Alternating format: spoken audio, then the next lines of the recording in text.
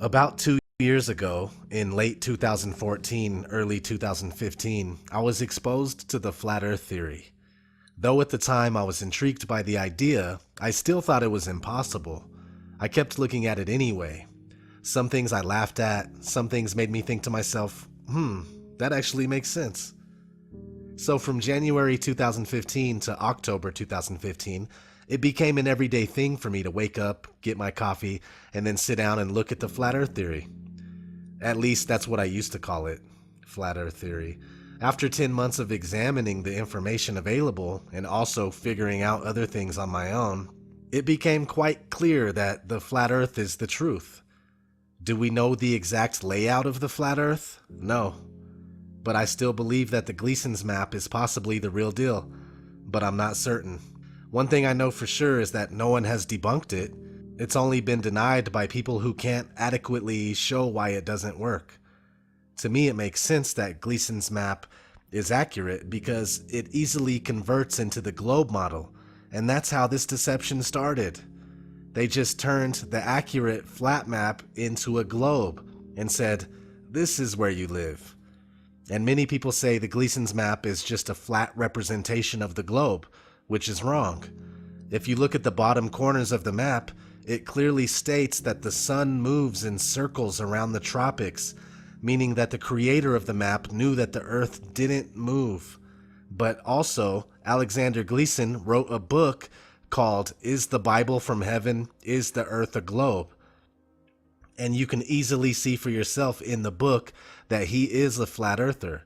Now the thing is that his map wasn't released until 1892, but the flat earth map, now called the azimuthal equidistant map, has been around since about the year 1000, possibly earlier. That's older than the oldest known globe on Earth, which comes from 1492. And that's actually around the time that this whole deception started.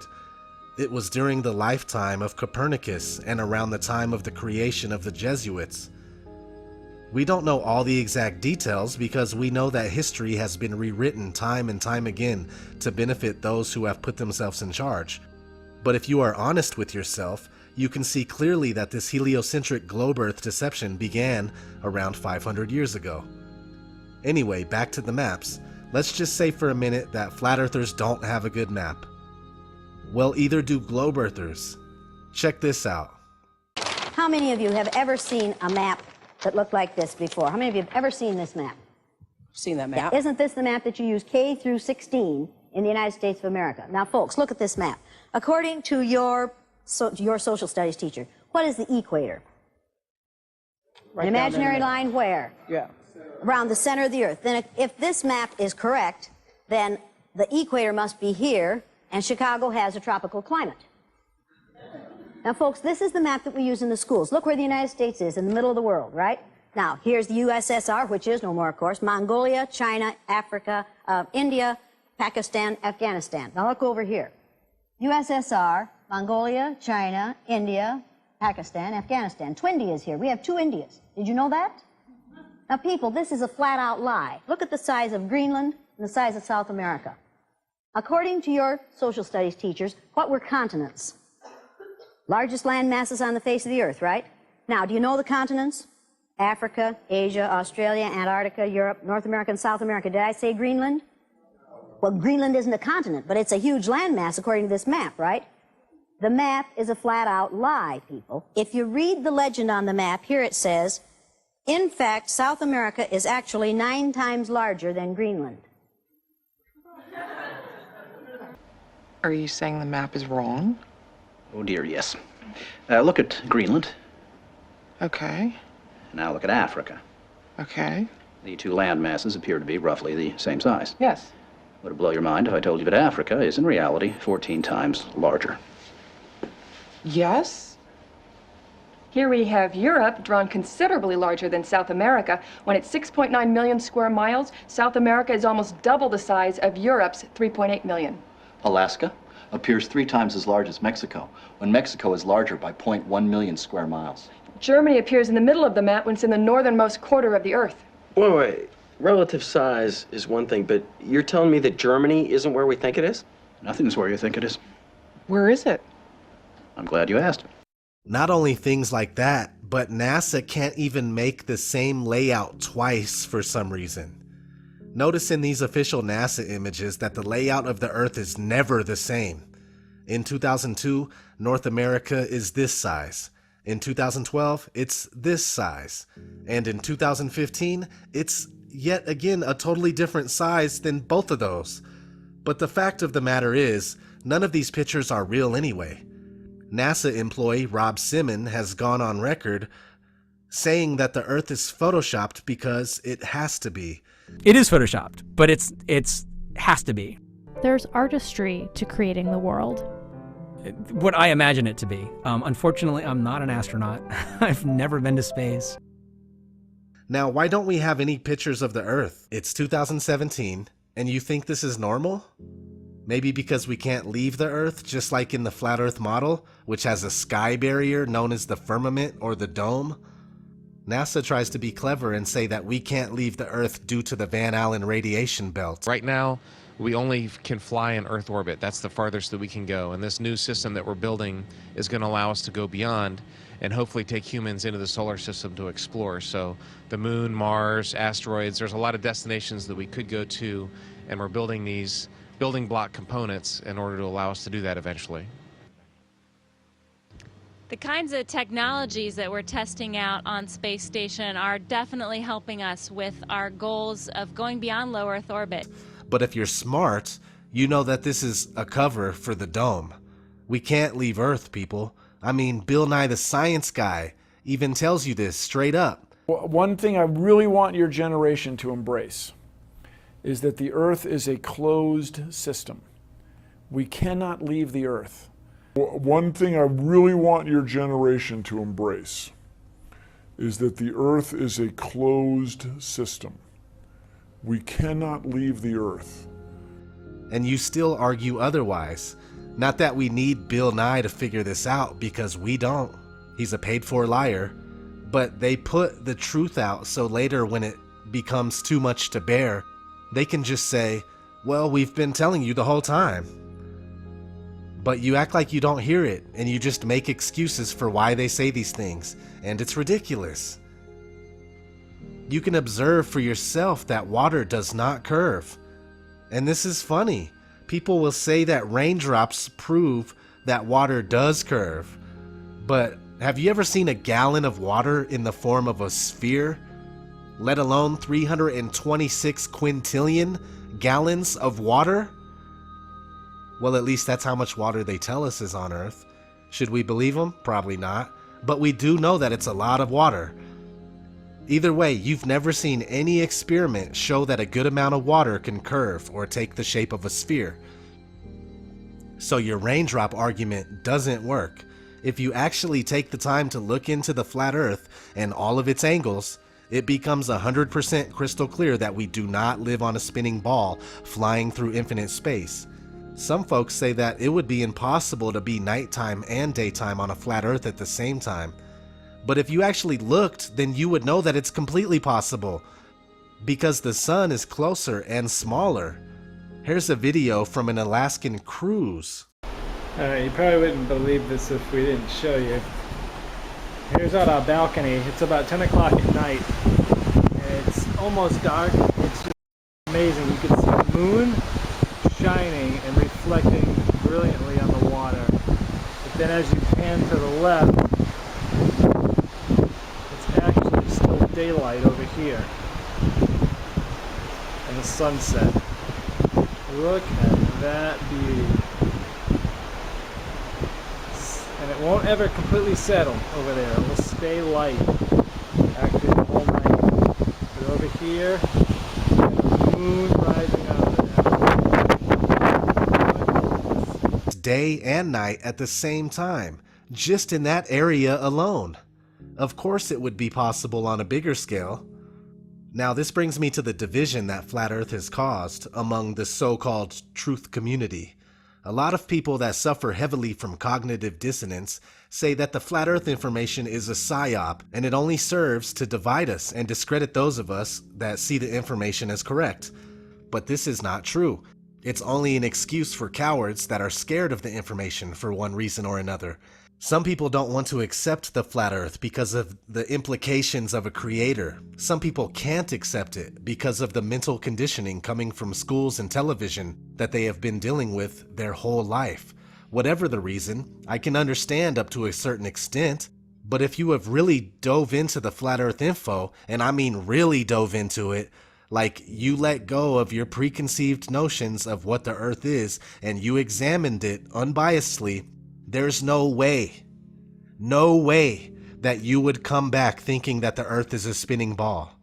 You may come to the conclusion that you honestly just don't know, or you may be 100% sure that the earth is indeed flat, but you would never accept the heliocentric model of the universe after genuinely looking into the flat earth for a good amount of time, which leads me to my next point about the division that flat earth has caused, because it has caused division. What the flat earth has done is divide the real truth seekers from the run-of-the-mill people that don't know the truth when it slaps them in the face.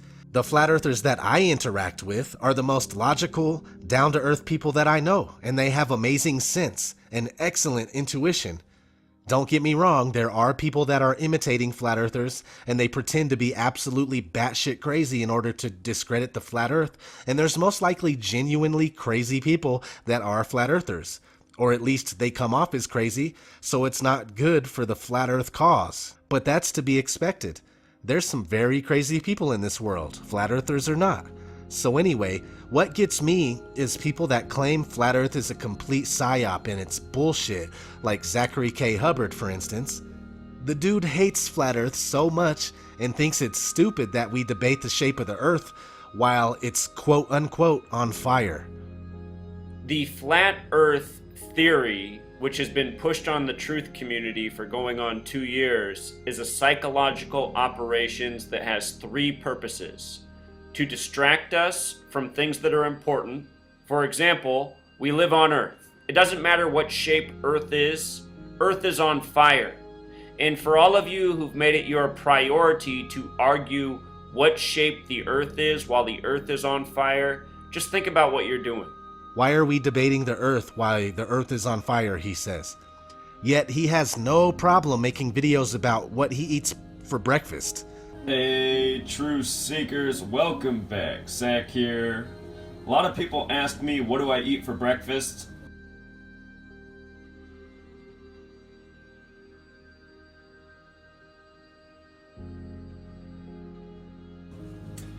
I'm a routine guy. I eat the same thing almost every single day, and this is just how I make it. I normally have oatmeal and tea for breakfast.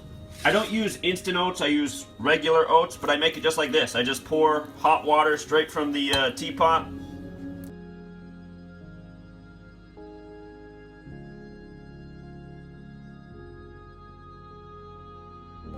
Got your results back, and I'm sorry, but the test was positive. You're a basic bitch. The guy has to be one of the biggest idiots on YouTube, and he has been caught lying several times.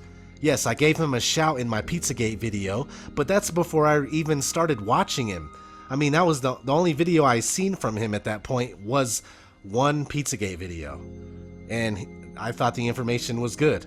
But his channel is about how sports are rigged, and you can tell by using gematria on the games, dates, players, and whatnot. But he has never had it right anyway. He had the Giants and the Colts for this year's Super Bowl based on that information, and well, neither of them are even in the running anymore. But that's when he picks more teams and plays like that's what he was saying the whole time. He does it all the time, each and every time. Sorry, I'm getting a little carried away on Zach. But he's the perfect example of a fake-ass truth seeker, and he only serves as confirmation bias for others that don't want nothing to do with Flat Earth for whatever reason. And I'll give you another example.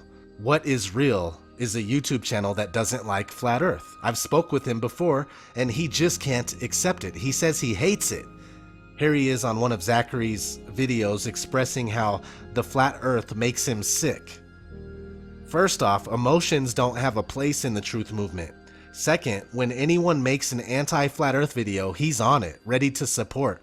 because it's reinforcing his belief in the spinning ball Earth, which is all he wants to hear. He wants to hear what he already believes. He doesn't want to hear the truth. He doesn't want to accept the truth, not what the actual truth is. Now, people like that don't belong in the truth movement. Therefore, the division is okay by me. Flat Earth has given me good reason to pay attention to people. It's simple, really. If they are flat earthers, then they have the ability to overcome cognitive dissonance. Therefore, they are sincere in their pursuit of truth.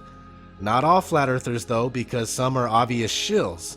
But also, you don't have to be a flat earther for me to take you seriously. It's just that flat earthers and ball earth skeptics that admit they don't know have more credibility because flat earth is the truth. But I can't be mad at anybody who hasn't taken the time to look at flat earth. It's when you have looked at it and you conclude that it's bullshit is when I have a problem with someone or I stop paying attention to someone. There's no use in me wasting my time on someone that can't even admit the truth to themselves. That's how I see it. Flat Earth has been everything but proven 100%. But what do you expect? There's a 500-year and running conspiracy to hide the truth from us. It's not like it's supposed to be extremely easy to figure out. That's the whole point with truth seeking. People have covered up the truth, and we are trying to uncover it. It's not supposed to be a piece of cake. So leave your ego behind if you're really about the truth. Because this is bigger than all of us. It's not about me. It's not about Eric Dubay. It's not about Jeranism. It's not about who found it first or whatnot. It's about the truth and getting it across to people in the most successful way possible. And that's it. All I want is to see people wake up and take their power back. At least take their minds back. That's where the power is. That's what they have done to us. They've taken our minds. The flat earth truth does away with all of the mind control. It does away with the bogus theory of evolution. It does away with the dinosaur deception. It does away with the lie that there are aliens out there. And though we still end up with more questions than answers, our minds are freed. And that's how real change is going to happen in this world of ours. Thanks everybody for listening. This has been ODD TV, and I'm out.